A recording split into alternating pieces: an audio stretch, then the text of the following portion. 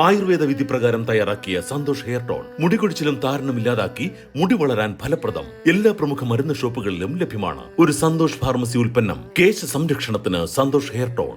തിരിച്ചു വിളിച്ചപ്പോൾ പുള്ളി പറഞ്ഞു എല്ലാം ഓക്കെ അല്ലേ എന്ന് ചോദിച്ചു. ഞാൻ എല്ലാം ഓക്കെ ആയിരുന്നു, നമുക്ക് എല്ലാം ഓക്കെ ആയിരുന്നു, നന്നായിരുന്നു, ഒറ്റ വിഷമം ഉണ്ടായുള്ളൂ നമുക്ക് വന്നില്ല എന്നുള്ളതാണ്. അത് പുള്ളി അങ്ങോട്ട് സങ്കടം സഹിക്കാൻ വയ്യാതെ പുള്ളി പറഞ്ഞ വാക്കാണ് അവിടെ നീ വെറുതെ കരയിപ്പിക്കൽ തന്നെ. സച്ചിയുടെ വൈഫ് ഒരു മെസ്സേജ് അയച്ചിട്ടുള്ളത്, സച്ചി ഗോട്ട് കാർഡിയാക് അറസ്റ്റ് എന്ന് പറഞ്ഞിട്ട് ഞങ്ങൾ ജൂബിലി ഹോസ്പിറ്റലിൽ കൊണ്ടുപോകണം. ഞാൻ ലാലേട്ടനെന്ന് പുറത്തേക്ക് വിളിച്ചിട്ട് സച്ചി എന്നുള്ള പേര് മാത്രമേ എനിക്ക് പറയാൻ പറ്റുന്നുള്ളൂ, എനിക്ക് ബാക്കിയൊന്നും പറയാൻ പറ്റുന്നില്ല.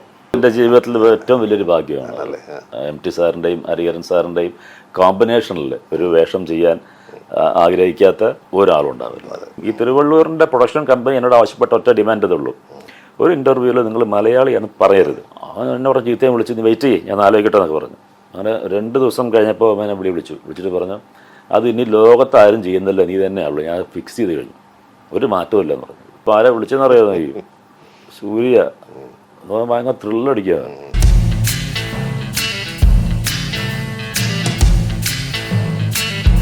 ചുങ്കത് ജ്വല്ലറി ലൈറ്റ് വെയ്റ്റ് ഗോൾഡിന്റെ ഏറ്റവും പുതിയ കളക്ഷൻ.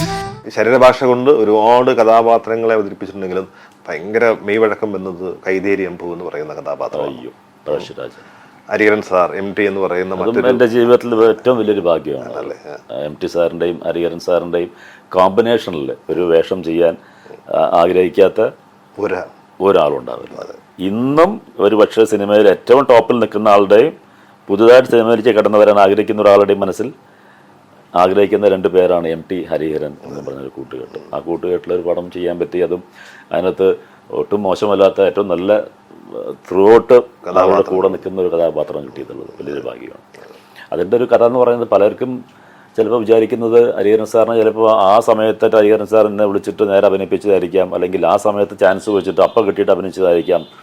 അതൊന്നുമല്ല. ഏതാണ്ട് 15 പഴശ്ശിരാജ നടക്കുന്നതിൻ്റെ 15 വർഷം മുമ്പ് തൊട്ട് എനിക്ക് ഹരിഹരൻ സാറിനെ പരിചയമുണ്ട്. ഞാൻ ഈ പറയുന്ന തിരുവള്ളുവർ എന്നുള്ള സീരിയൽ അത് അദ്ദേഹം കാണാറുണ്ടായിരുന്നു. അതിന് കാരണം തിരുവള്ളുവറിൻ്റെ ആർട്ട് ഡയറക്ടർ എന്ന് പറയുന്നത് കൃഷ്ണമൂർത്തി സാറായിരുന്നു. ഹരിഹരൻ സാറിൻ്റെ എല്ലാ പടങ്ങളും ചെയ്തുകൊണ്ടിരുന്ന കൃഷ്ണമൂർത്തി. അപ്പോൾ ഇവർ തമ്മിൽ പരിചയമുള്ളത് കൊണ്ടും ഇപ്പോൾ ഏത് വർക്ക് ചെയ്യുന്നു, ഞാൻ ഇങ്ങനെ ഒരു തിരുവള്ളുവർ എന്നുള്ള സീരിയൽ ചെയ്യുന്നു, അതിലിങ്ങനെ സംഭവമൊക്കെ പറഞ്ഞിട്ട് അങ്ങനെയാണ് ഹരിഹരൻ സാർ അത് കാണാൻ തുടങ്ങുന്നത്. പണ്ടൊക്കെ ട്രെയിൻ യാത്ര നമ്മൾ നടത്തിക്കൊണ്ടിരിക്കുന്ന സമയത്താണ്, ഫ്ലൈറ്റ് യാത്രകളില്ല. അപ്പോൾ ഈ മദ്രാസ് സെൻട്രൽ സ്റ്റേഷനിലെ ഹിഗിൻ ബോത്തം ബുക്ക് സ്റ്റാളിൻ്റെ അവിടെയാണ് എല്ലാവരും കൂടുന്നതും ടിക്കറ്റ് കളക്ട് ചെയ്യുന്നതും പോകുന്നതൊക്കെ. അപ്പോൾ അങ്ങനെ അന്ന് അവിടെ നിൽക്കുമ്പോഴാണ് വെള്ളയും കേട്ടിട്ട് ഇങ്ങനെ ഹരിഹരൻ സാർ ഇങ്ങനെ പോകുന്നു, നാട്ടിലേക്ക് വരുന്ന യാത്രയെ നേരെ പോയി പരിചയപ്പെട്ടു പറഞ്ഞാൽ അങ്ങനെ ഇപ്പോൾ തിരുവള്ളുവർ എന്നുള്ളൊരു സീരിയലിൽ അഭിനയിച്ചുകൊണ്ടിരിക്കുന്നുണ്ട് എന്ന് പറഞ്ഞു.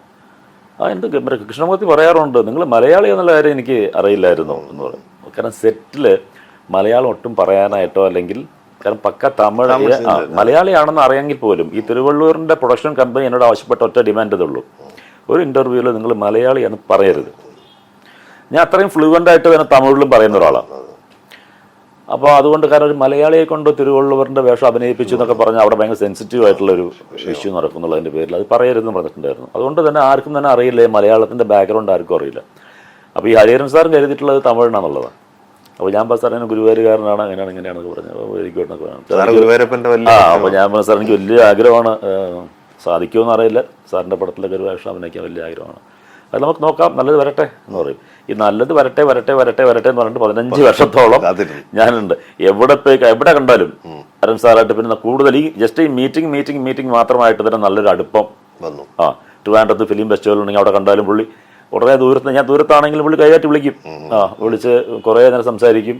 അങ്ങനെ എപ്പോഴും എന്നെ ഇഷ്ടമായിരുന്നു. അങ്ങനെ ആ ഒരു നല്ലത് വരട്ടെ എന്ന് പറഞ്ഞ വാക്ക് പാഴാവാതെ ഒരു ഏറ്റവും നല്ല വേഷം തന്നെ ഒരു വേഷം തന്നതാണ് പഴശ്ശിരാജ എന്ന് പറയുന്നത്. നിങ്ങൾ വന്നതിൽ സന്തോഷം. എനിക്ക് കൊട്ടാരമില്ല, അവസാനം വരെ കൂടെ ഞാനുണ്ടാവും. നിങ്ങളുടെ അങ്ങനെ ആ സ്വപ്നവും അല്ലേ? അയ്യോ, അത് അവർക്ക് ഭയങ്കര നമുക്ക് ചിന്തിക്കാത്ത, കാരണം സിനിമയ്ക്ക് വരുന്നതിന് മുമ്പ് മുതലേ നമ്മൾ ഇവരുടെ സിനിമകൾ കാണുന്ന ആൾക്കാരാണ്. നമ്മൾ ചിന്തിക്കുന്നില്ല ഹരിഹരൻ സാറിന്റെ അല്ലെങ്കിൽ ഭരതൻ സാറിന്റെ പടത്തിൽ അഭിനയിക്കുക. അതേപോലെ ഒരു മോഹം ഉണ്ടായിരുന്നു, ഞാൻ കേട്ടിട്ടുണ്ട്. പ്രിയൻ സാറിന്റെ ഒരു പടത്തിൽ അഭിനയിക്കണം പറയാറുണ്ട്, എപ്പോഴും പറയാറുണ്ട് അങ്ങനെ സിനിമയിൽ അഭിനയിക്കണം. അത് ഇങ്ങനെ കഴിഞ്ഞ എത്രയോ വർഷങ്ങൾ കാലത്തിന് ശേഷം കുഞ്ഞാലി മരക്കാർ എന്നുള്ള സിനിമയ്ക്കകത്ത് ഒരു വേഷം കിട്ടുന്നു. അതും എനിക്ക് ആ വിളി വന്ന ശേഷം ഭയങ്കര എന്താ പറയുക സന്തോഷം, അത്രയും ഇതായിരുന്നു. അതും ലാലേട്ടൻ്റെ കൂടെ പടം ഇത്രയും വലിയ ബിഗ് ബഡ്ജറ്റിൽ സിനിമ നടക്കുന്നു, അതിൽ നമ്മളൊരു ഭാഗമാവുന്നു എന്ന് പറയുന്നതൊക്കെ എനിക്കന്ന് ഭയങ്കര സന്തോഷം തോന്നിയിട്ടുള്ള കാര്യമാണ്. പ്രിയയുടെ തന്നെ വിളിച്ചത് അല്ല, എന്നെ കൺട്രോളർ വിളിക്കുന്നു. കൺട്രോളർ വിളിച്ച ശേഷം ഞാൻ പ്രിയൻ സാറിനെ തിരിച്ചു വിളിച്ചു. തിരിച്ചു വിളിച്ച ശേഷം ഞാൻ മദ്രാസിൽ പോയ സമയത്ത് പുള്ളിയെ നേരിട്ട് കണ്ടിരുന്നു. അപ്പോൾ എനിക്ക് അതിൻ്റെ കഥയും കാര്യങ്ങളൊക്കെ പറഞ്ഞു തന്നു. അങ്ങനെയുള്ളൊരു, പക്ഷെ ആ ഒരു പടത്തിലൂടെ പുള്ളിയായിട്ട് കൂടുതൽ അടുക്കാൻ പറ്റി. ഇപ്പോഴും കാണാറുണ്ട്, എപ്പോഴും മെസ്സേജ് അയക്കാറുണ്ട്. അപ്പോൾ ആ ഒരു ബന്ധം അങ്ങനെ ഉണ്ടായി.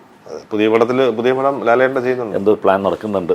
വിളിക്കണം, നോക്കാം, തീർച്ചയായിട്ടും നോക്കാം. സംവിധായകരുടെ കൂട്ടത്തിൽ ഒരുപാട് ആത്മബന്ധമുണ്ടായിരുന്നത് സച്ചിയായിട്ടാണ്. അതെ, അയ്യോ, സച്ചി ഇന്ന് നമ്മുടെ ഒപ്പം ഇല്ല എന്നുള്ളതാണ്. പക്ഷെ സച്ചിയുടെ വിയോഗം ഒരുപക്ഷെ വ്യക്തിപരമായ ഒരു വലിയ നഷ്ടം കൂടിയാണ്. തീർച്ചയായിട്ടും. സച്ചിയുമായിട്ടുള്ളൊരു ഓർമ്മകൾ എന്താണ്? ആ ആത്മബന്ധം എന്തായിരുന്നു? സച്ചിനെ ഞാൻ ആക്ച്വലി ഞാൻ പരിചയപ്പെടുന്നത് ബിജു വഴിയാണ് പരിചയപ്പെടുന്നത്. ഞാൻ അതായത് റോബിൻ ഹുഡൊക്കെ നടന്നുകൊണ്ടിരിക്കുന്ന സമയത്താണ്. ഞാൻ ബിജുവായിട്ട് സൗഹൃദം അതിനു മുമ്പുണ്ട്. അപ്പോൾ ബിജുവിനെ ഒരു ദിവസം വിളിച്ചപ്പോഴാണ്, എടാ നീ ഇങ്ങോട്ട് പോകുമ്പോൾ സച്ചി വീട്ടിൽ വരുന്നുണ്ട്, ഇവിടെ നമുക്കിരിക്കാം എന്ന് പറഞ്ഞിട്ട്. അപ്പോൾ അങ്ങനെ പോകുമ്പോഴാണ് സച്ചിയുടെ പ്രത്യേകത എന്ന് പറഞ്ഞാൽ, അവനെ കണ്ടുമുട്ടുന്ന ആരാണെങ്കിലും വളരെ പെട്ടെന്ന് തന്നെ അടുക്കാൻ പറ്റും. പിന്നെ ഞങ്ങളൊക്കെ ഏതാണ്ട് ഒരേ വേവലംഗത്തിൽ ചിന്തിക്കുന്ന ആൾക്കാരും ഇതൊക്കെ ആയിട്ട് വളരെ പെട്ടെന്നായിരുന്നു ഞാനും സച്ചിയും ബിജുവും എന്നൊക്കെ പറഞ്ഞ ഒരു ടീം അങ്ങോട്ട് ഫോമായത്. അത് എന്താ, സിനിമയ്ക്ക് പുറത്തുള്ളൊരു ബന്ധം എന്ന് പറയില്ല, സിനിമയ്ക്ക് വേണ്ടിയിട്ടുള്ള ബന്ധങ്ങളല്ലായിരുന്നു, അല്ലാതെ ഉള്ളൊരു ബന്ധമുണ്ടായിരുന്നു. ഒരു സഹോദര ബന്ധം എന്നൊക്കെ പറയുന്ന പോലത്തെ, എപ്പോൾ വേണമെങ്കിലും ഞാൻ അവൻ്റെ വീട്ടിൽ പോയി, എപ്പോൾ വേണമെങ്കിലും അവൻ എൻ്റെ വീട്ടിൽ വരിക എന്ന് പറയുന്നൊരു വളരെ നല്ലൊരു ബന്ധമുണ്ടായിരുന്നു.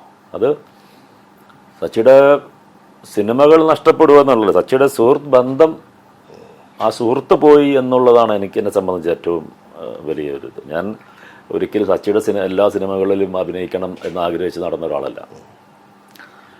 എൻ്റെ ഒരു ബന്ധത്തിലും ഒന്നും പ്രതീക്ഷിക്കാത്ത ബന്ധങ്ങളാണ് എൻ്റെ എല്ലാം. അതുകൊണ്ട് തന്നെയാണ് ആ ബന്ധങ്ങളൊക്കെ അവിടെ തന്നെ ഇപ്പോഴും സ്ട്രോങ് ആയിട്ട് തന്നെ പോകുന്നത്. നമ്മൾ എന്തെങ്കിലും പ്രതീക്ഷിച്ചിട്ട് നിൽക്കുന്ന ആളാണെങ്കിൽ ആ പ്രതീക്ഷ നടക്കില്ല എന്ന് തോന്നിക്കഴിഞ്ഞാൽ ആ ബന്ധം പോകും.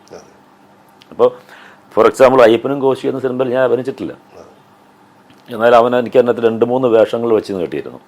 അതിൻ്റെ ആ പടത്തിൻ്റെ ആ പ്രൊജക്റ്റ് ഉണ്ടാക്കിയത് ഞാനാണ്. രഞ്ജിയേട്ടൻ്റെ അടുത്ത് സച്ചിക്ക് ഒരു അഡ്വാൻസ് വാങ്ങിച്ചു കൊടുക്കുന്നത് ഞാനാണ്.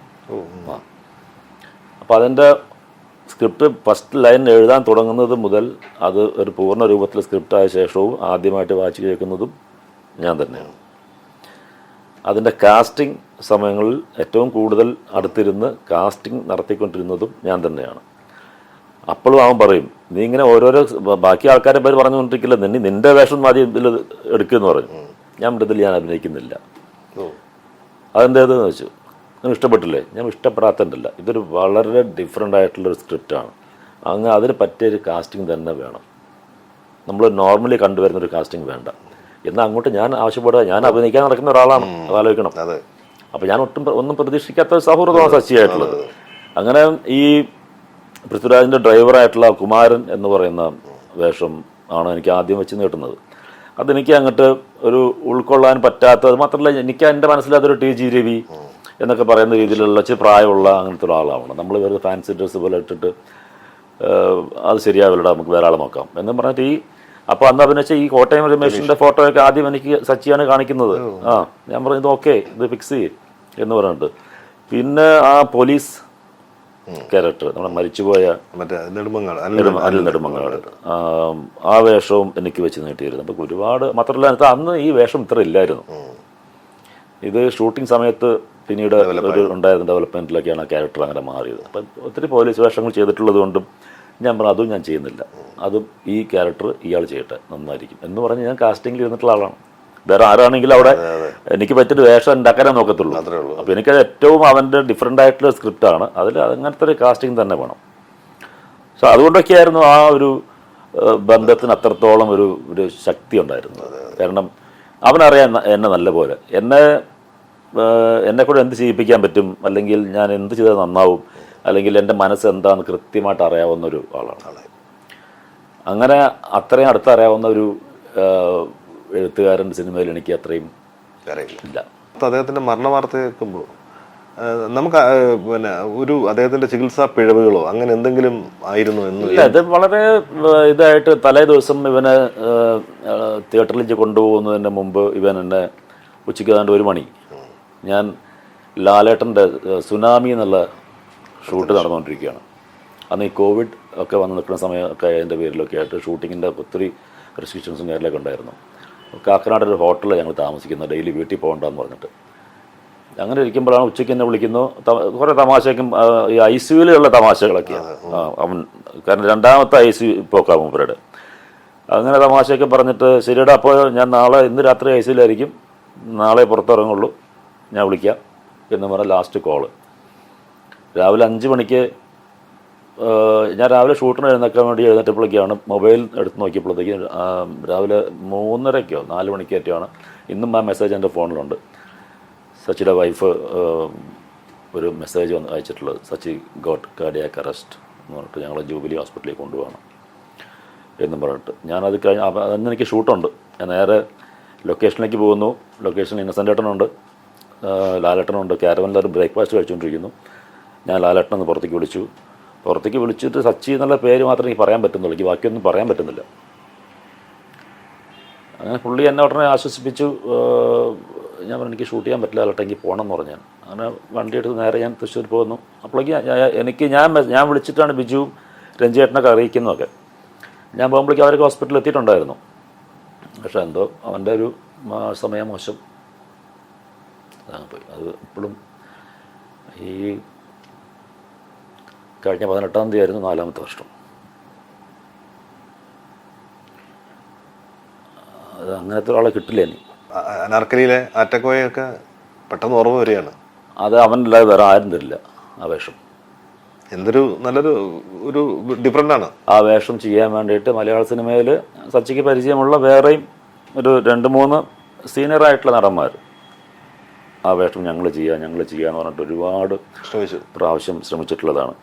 സച്ചി അവർ വിളിക്കുന്നതൊക്കെ സച്ചി എന്നോട് ഷെയർ ചെയ്യും.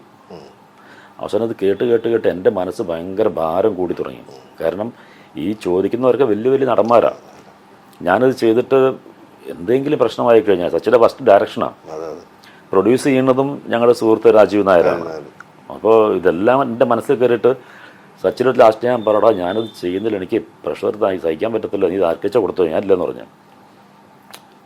അവൻ എന്നെ പറഞ്ഞ ചീത്തയും വിളിച്ച് നീ വെയിറ്റ് ചെയ്യ്, ഞാൻ ആലോചിക്കട്ടെ എന്നൊക്കെ പറഞ്ഞു. അങ്ങനെ 2 ദിവസം കഴിഞ്ഞപ്പോൾ അവനെ വിളിച്ചിട്ട് പറഞ്ഞു അത് ഇനി ലോകത്താരും ചെയ്യുന്നില്ല, നീ തന്നെയാണല്ലോ, ഞാൻ ഫിക്സ് ചെയ്ത് കഴിഞ്ഞു, ഒരു മാറ്റവും ഇല്ലെന്ന് പറഞ്ഞു. അങ്ങനെ ഒരു കോൺഫിഡൻറ്റ് വന്നു. പക്ഷേ ലക്ഷദ്വീപിലേക്ക് ഇറങ്ങിയിട്ട് ഫസ്റ്റ് സീൻ ചെയ്യുമ്പോഴും എൻ്റെ ഉള്ളിനുള്ളിൽ തന്നെയായിരുന്നു. സച്ചിക്ക് മനസ്സിലായി. സച്ചി പറഞ്ഞ് നീ ബാക്കിയൊക്കെ മറന്നേക്ക്, ഞാൻ നോക്കിക്കോളാം, ഇതേപോലെ പോയാൽ മതി എന്നൊക്കെ പറഞ്ഞിട്ടാണ്. കാരണം പുതിയ ഭാഷ, നമ്മളിവരെ ചെയ്യാത്തൊരു ടൈപ്പ് ക്യാരക്ടറും കാര്യങ്ങളും, അതും ഒരു നമുക്ക് ജീവിതത്തിൽ മറക്കാൻ പറ്റാത്തൊരു വേഷമാണ്. പക്ഷെ ഇതുപോലെ അസ്ഥിക്ക് പിടിക്കണേന് കാര്യമായിട്ടൊരു കാരണം വേണം. ഈ പേരിൽ ആട്ടിൻതറിയും കേൾക്കാൻ തുടങ്ങിയിട്ട് സാറേ സത്യത്തിൽ സൂക്കുള്ള ആളാ. അതുപോലെ ചിലപ്പോൾ ഇനിയും കുറെ ആറ്റക്കോയമാരൊക്കെ സച്ചിയുടെ മനസ്സിൽ പുതിയൊരു സിനിമയിലൊക്കെ നല്ല വേഷം പറഞ്ഞു വെച്ചിരുന്നു. പിന്നെ മാത്രമല്ല കൂടുതൽ അടുത്ത് വരുമ്പോഴത്തേക്കും, കൂടുതൽ നമ്മളെ അറിയുമ്പോഴത്തേക്കും, ചിലപ്പോൾ ഒരു സാധനം എഴുതി വരുമ്പോഴാണല്ലോ ഇതൊക്കെ ഓരോരുത്തരുടെ മുഖം ഓർമ്മ വരുന്നതൊക്കെ. അപ്പോൾ ഞങ്ങൾ ഇന്നും കൂടെയുണ്ട്. അപ്പോൾ അതൊക്കെ ഇനിയും ഒരു പക്ഷെ കുറേ ആറ്റക്കോയന്മാർ അവൻ തരേണ്ടതാണ്. നമുക്കാണ് ഈ പറഞ്ഞ പോലെ നഷ്ടങ്ങൾ അല്ലേ, നമുക്ക് മാത്രമല്ല മലയാള സിനിമയ്ക്ക് ഏറ്റവും പീക്ക് ടൈമിലാണ് സച്ചി പോണത്. എനിക്ക് ഓർമ്മയുണ്ട്, ഈ അയ്യപ്പനും കോശിയും ഇറങ്ങിയ സമയത്ത് തന്നെ തമിഴ് നടൻ സൂര്യയൊക്കെ ഫോണിൽ ബന്ധപ്പെടുന്നത് ഞാൻ കേട്ടിട്ടുണ്ട്, ഞങ്ങൾ ഒരുമിച്ചിരിക്കുമ്പോഴത്തേക്കും. അപ്പോൾ ഇവ അങ്ങനെ ഇംഗ്ലീഷ് സംസാരിക്കുന്നുണ്ട്. കഴിഞ്ഞ് കട്ട് ചെയ്യുമ്പോഴാണ് ആരെ വിളിച്ചെന്നറിയാതെ സൂര്യ ഭയങ്കര ത്രില്ലടിക്കുക. അയാൾ ഇങ്ങോട്ട് വരാനാണ് പറയണത്, കൊച്ചിക്ക് വരാൻ സമയമുണ്ടെങ്കിൽ ഞങ്ങൾ വന്ന് കാണട്ടെ എന്ന് വെച്ചിട്ടു. അങ്ങനെ അവിടെ നിന്നൊക്കെ വിളിയും കാര്യം, തെലുങ്കിന്ന് വിളി. ഒരു മനുഷ്യൻ അത്രയും പീക്കിലിരിക്കുമ്പോഴേ അതെ എന്തെങ്കിലുമൊക്കെ അതിൻ്റെ ഒരു നിയോഗം ഉണ്ടാവാം അല്ലേ, അത് നമുക്ക് ആ വിധിയുടെ ഇവിടേക്ക് വെച്ച് കണ്ടുമുട്ടി. അങ്ങനെ ഇപ്പോഴും എൻ്റെ ഒരു കുടുംബത്തിൽ ഒരാൾ മരിച്ചു പോയതിനേക്കാളും അധികം ദുഃഖമാണ്. ഞാനും ബിജുവൊക്കെ കൂടുന്ന സമയങ്ങളിൽ ഒരു ദിവസം ഒരു പ്രാവശ്യമെങ്കിലും സച്ചി ഓർക്കാതിരിക്കില്ല. ആ പേര് വരും, എങ്ങനെയായാലും പേര് വരും. അങ്ങനെ ഒരുപാട് ഭയങ്കര ആത്മബന്ധമുള്ള, എന്ന് വെച്ചാൽ വ്യത്യസ്തമായ ആത്മബന്ധമുള്ള ഒരാളാണ് താങ്കൾ. ഈ സൗഹൃദങ്ങൾ ഒരുപാടുണ്ടാവും, പക്ഷെ അതിലൊരു കുറച്ചും കൂടി ദൃഢപ്പെടുന്ന, അതിന് കുറേ കൂടി ഒരു ആത്മാവ് കൊടുക്കുന്ന ആൾക്കാരുണ്ട്. അതിലൊന്ന് വരെ ഞാൻ കണ്ടതൊന്ന് ബിജു മേനനുമായിട്ടാണ്. ഇടയ്ക്കിടയ്ക്ക് ഇപ്പം പറഞ്ഞെടുത്ത് തന്നെ 4-5 തവണ ബിജു മേനൻ വന്നു, പിന്നെ ലാൽ അല്ലേ. അപ്പൊ ഈ ലാലേട്ടനും ബിജു മേനോനും ഒക്കെ ആയിട്ടുള്ള ബിജുവും ലാലേട്ടനും രഞ്ജിയേട്ടനും ഒക്കെ എനിക്ക് കിട്ടിയ ഭാഗ്യങ്ങളാണെന്ന് തന്നെ പറയാം. കാരണം ബിജുവായിട്ട് കുറേ വർഷങ്ങൾക്ക് മുമ്പുള്ള ബന്ധങ്ങളുണ്ടെങ്കിൽ പോലും ഇതൊന്നും സിനിമയ്ക്കകത്തുള്ള ഒരു ബന്ധമല്ല. ഞാൻ സിനിമയ്ക്കകത്തുള്ള ബന്ധം എന്ന് പറയുന്നത്, അല്ലെങ്കിൽ സിനിമയിൽ എന്തെങ്കിലും പ്രതീക്ഷിച്ചിട്ടുള്ള ബന്ധങ്ങളല്ല. ഇപ്പോൾ ഒരുപക്ഷെ ബിജുവിൻ്റെ കൂടെ അഭിനയിച്ചിട്ട് ഞാൻ ഇപ്പോൾ കുറച്ച് കാലമായി, കഴിഞ്ഞ കുറച്ച് പടങ്ങളായിട്ട് ഞങ്ങൾ ഒരുമിച്ച് അഭിനയിച്ചിട്ടില്ല. അതല്ല ഞങ്ങളുടെ സൗഹൃദത്തിൻ്റെ ഒരു മീറ്റർ എന്ന് പറയുന്നത്. അവൻ്റെ പണിക്ക് പോകുന്നു, ഞാൻ എൻ്റെ പണിക്ക് പോകുന്നു. ഇനി ഒരുമിച്ചുണ്ടോ സന്തോഷം, അല്ലാതെ ബിജു അടുത്ത പടത്തിൽ എന്നെ റെക്കമെൻഡ് ചെയ്യുമോ, ഞാൻ അടുത്ത പടത്തിൽ ഞാനുണ്ടോ ചോദിക്കലോ, അതൊന്നുമില്ല. അങ്ങനത്തെ ഒന്നുമില്ല. ഞങ്ങൾ തമ്മിൽ ഇരിക്കുന്ന സിനിമ ചർച്ചയേ ഉണ്ടാവാറില്ല. ഞങ്ങൾ വേറെ എന്തെങ്കിലുമൊക്കെ തമാശകളും പാട്ടും ബഹളങ്ങളൊക്കെ ആയിരിക്കും. ഞാൻ ഇപ്പം പറഞ്ഞല്ലോ, നമ്മൾ ഒരു ബന്ധങ്ങളിലെ നമ്മൾ എന്തെങ്കിലും പ്രതീക്ഷിച്ചിട്ട് നമ്മളിങ്ങനെ നടക്കുമ്പോഴാണ് നമുക്ക് ചിലപ്പോൾ ഏറ്റവും കൂടുതൽ വിഷമം വരികയും അല്ലെങ്കിൽ ആ ബന്ധം വഷളാവുന്നതൊക്കെ.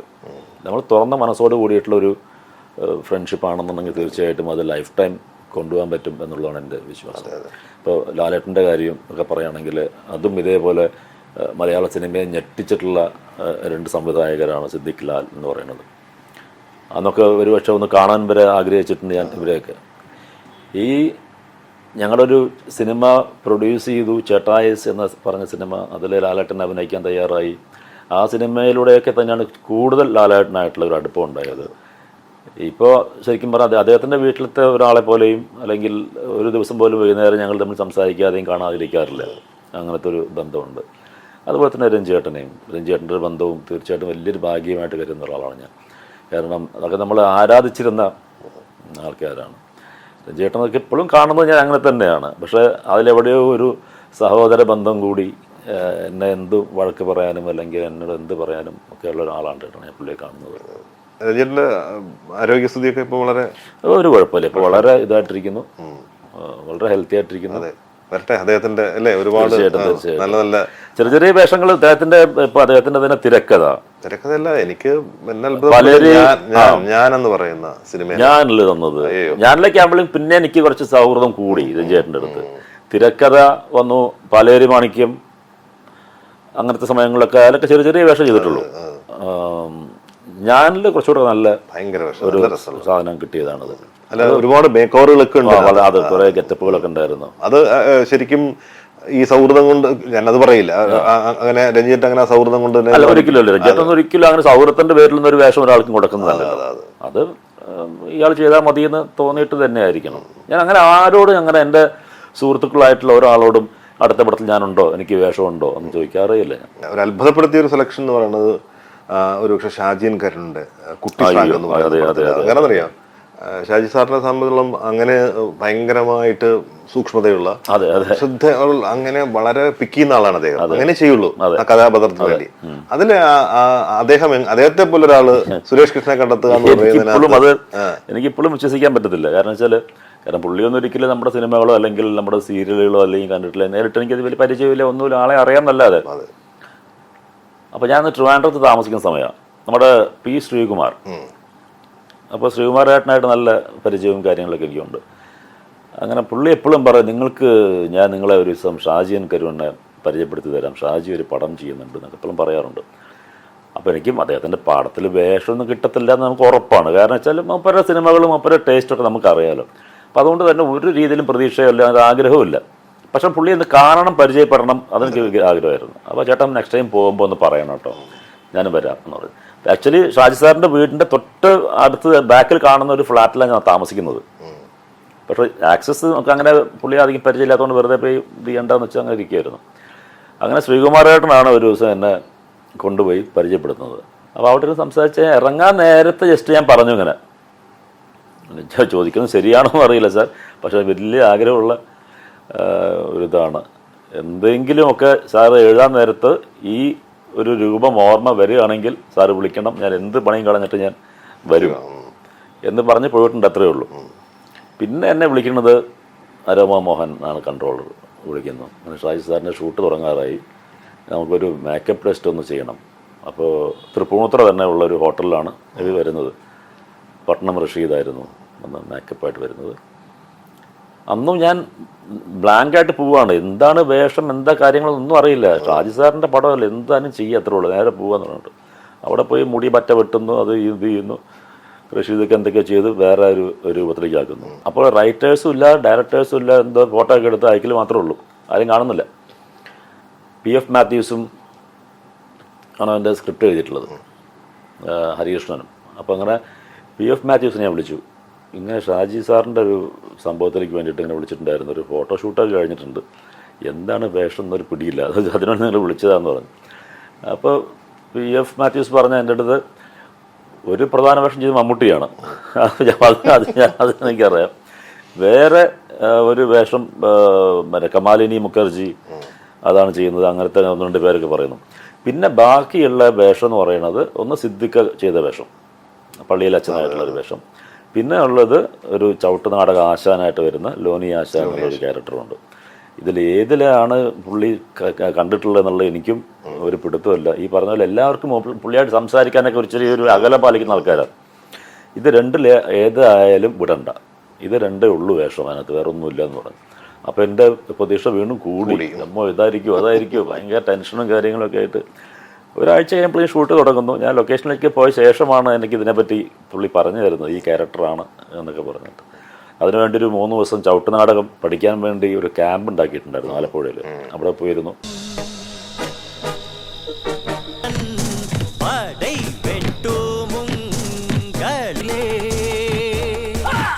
വളരെ മനോഹരമായിട്ടുള്ള ഒരു വർക്കിംഗ് എക്സ്പീരിയൻസ് ആയിരുന്നു അദ്ദേഹത്തിൻ്റെ കൂടെ. വളരെ ചില ഒരു രീതിയിലും നമ്മളെ ടെൻഷൻ അടിപ്പിക്കാതെ അത്രയും കൂളായിട്ട്, ശബ്ദമൊന്നും പുറത്ത് വരത്തേയില്ല, അത്രയും പതുക്കെയാണ് പറയുന്നത്. ആക്ഷൻ പറഞ്ഞ് കേട്ടാൽ കേട്ടു, അത്രേ ഉള്ളൂ. അങ്ങനത്തെയൊക്കെ ഒരു ഇതൊക്കെയായിരുന്നു. പിന്നെ ത്രൂഔട്ട് മമ്മൂക്ക ഉണ്ടായിരുന്നു. പിന്നെ അതിനകത്ത് എനിക്ക് ഫിലിം ഫെയർ നോമിനേഷനൊക്കെ കിട്ടിയ ഒരു വേഷമായിരുന്നു അത്. നമ്മുടെ സുഹൃത്തുക്കൾ തന്നെ ബിജു ആണോ മനോജാണോ അറിയില്ല, ആ വർഷത്തെ അവാർഡ് എടുത്തുകൊണ്ട് പോയി. അതുകൊണ്ട് വേറെ വിഷമം ഉണ്ടായില്ല, അവർക്കല്ലേ കിട്ടിയത്. അല്ല, ഈ അവാർഡിന് കാര്യം പറയുമ്പോൾ അങ്ങനെ നമ്മൾ പ്രതീക്ഷിച്ചിട്ട് കിട്ടാത്ത കഥാപാത്രങ്ങളുണ്ടോ? ഒന്നുമില്ല, അങ്ങനെ ആ ഒരു രീതിയിലൊന്നും അത് കണ്ടിട്ടുമില്ല. നമ്മൾ അവിടെ സംവിധായകൻ ഹാപ്പിയാണോ അത്രേ ഉള്ളൂ. അതിനപ്പുറത്തേക്ക് നമ്മളിത് എവിടെയെങ്കിലും പോകും, ഫെസ്റ്റിവലിന് പോകുന്നുണ്ടോ അല്ലെങ്കിൽ അങ്ങനെ ഒന്നും ചിന്തിച്ചിട്ട് പോരില്ല. നമ്മുടെ മുമ്പിൽ നമുക്ക് സംവിധായകൻ ഹാപ്പി ആക്കിയാൽ മതി, അത്രേ ഉള്ളൂ. ഉത്സവങ്ങളുടെ കാര്യം മമ്മൂട്ടിയോടൊപ്പം ഒരുപാട് ആ സമയത്തുള്ള സൗഹൃദം എന്നൊക്കെ പറഞ്ഞു. എനിക്കൊന്ന് ചേട്ടൻ്റെ ഫിലിമോഗ്രാഫി ഒക്കെ പരിശോധിച്ചാൽ ഏറ്റവും കൂടുതൽ സ്ക്രീൻ സ്പേസ് പങ്കിട്ടിരിക്കുന്നത് മമ്മൂക്കയായിട്ടാണ്. മമ്മൂക്കയുടെ കൂടെയാണ് പോലെ കുറേ ഒന്നുമല്ല, നമുക്ക് എണ്ണയാൽ ഒടുങ്ങാത്ത പടങ്ങളാണ്, കമ്പാരിറ്റീവ്ലി എണ്ണം കൂടുതൽ.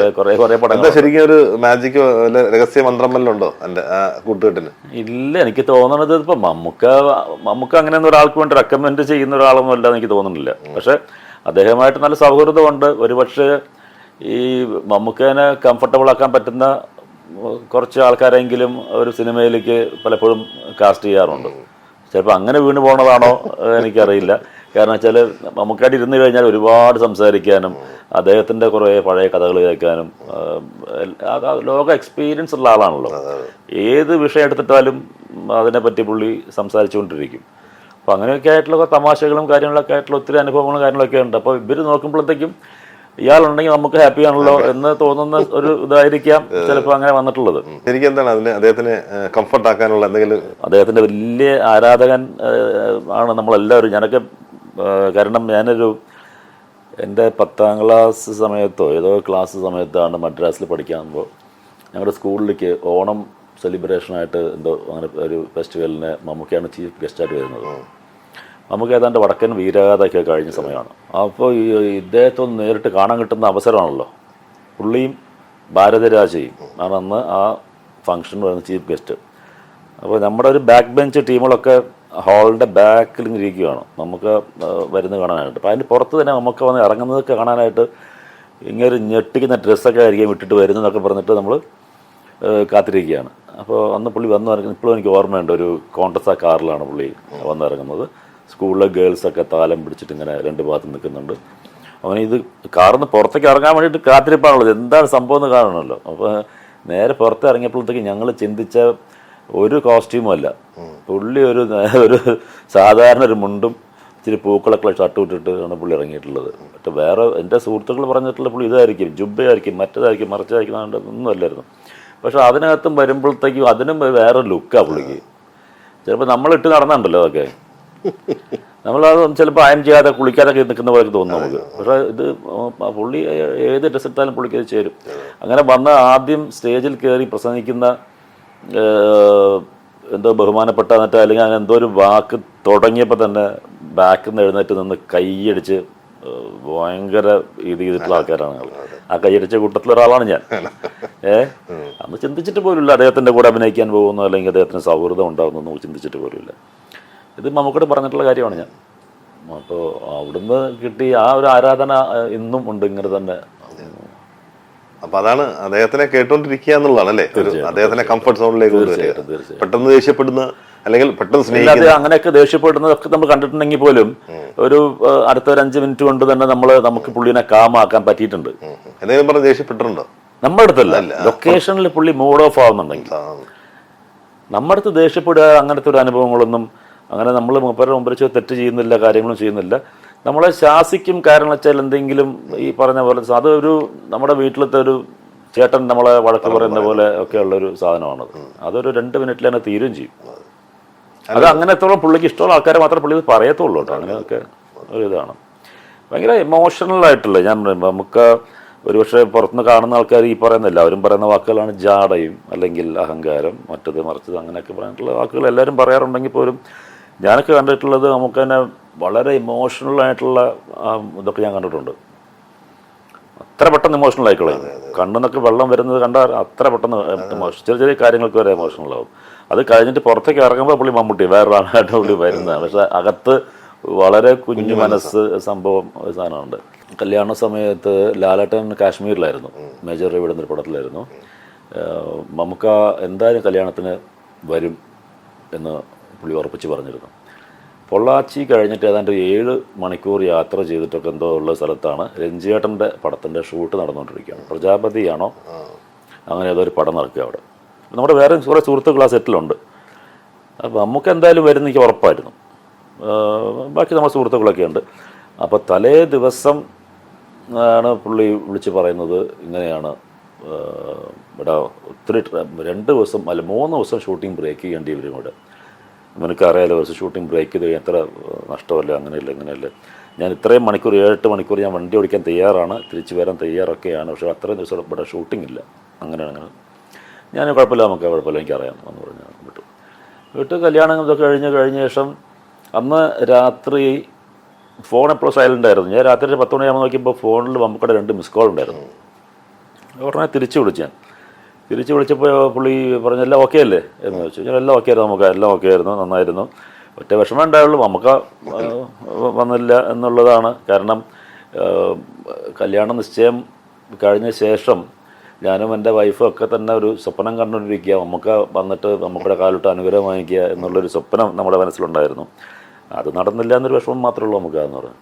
അത് പുള്ളി ഞങ്ങളുടെ സങ്കടം സഹിക്കാൻ വയ്യാതെ പുള്ളി പറഞ്ഞ വാക്കാണ്, അവിടെ നീ വെറുതെ കരയിപ്പിക്കൽ തന്നെ, മനഃപൂർവ്വം ഞാനത് ചെയ്യുമോ. കാരണം ആ സമയത്ത് പുള്ളി കല്യാണിൻ്റെ ഏതൊരു ജ്വല്ലറിയുടെയൊക്കെ പരസ്യത്തിൽ എത്രയോ പവൻ ഗോൾഡ് വാങ്ങിച്ചു കഴിഞ്ഞാൽ മമ്മൂട്ടി കല്യാണത്തിന് അതിഥിയായിട്ട് എത്തും എന്നൊക്കെ പറഞ്ഞിട്ടുള്ള ഒരു പരസ്യമുണ്ട്. അപ്പോൾ പുള്ളി പറഞ്ഞു എനിക്ക് ഒരു പരിചയമില്ലാത്ത ആൾക്കാരുടെ കല്യാണത്തിന് വരെ ഞാൻ പൊയ്ക്കൊണ്ടിരിക്കാനോട്, നീ അതിന് വരാതിരിക്കൂ, അങ്ങനെയില്ല ഇങ്ങനെയില്ല. ആ ഞാൻ പറഞ്ഞ ഒറ്റ സാധനം ആ സെക്കൻഡിൽ പുള്ളി ഭയങ്കര എമോഷണലായി തൊണ്ടൊക്കെ ഇടപെടുമ്പോഴത്തേക്കും അത്രയുള്ള മനസ്സ്. അതൊരു ആഗ്രഹം നടന്നു.